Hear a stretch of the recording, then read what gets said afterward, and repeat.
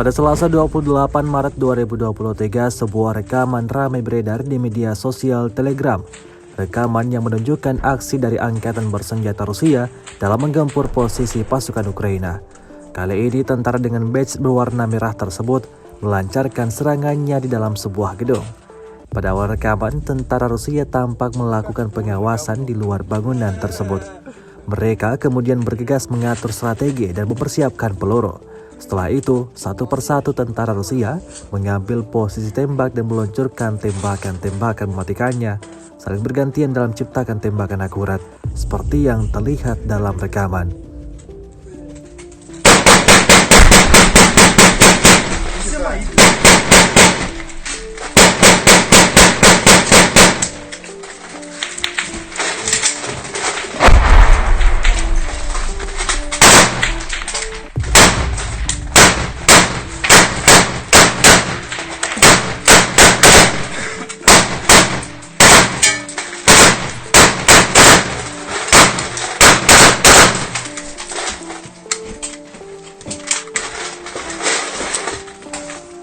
Просто нахрен, блядь.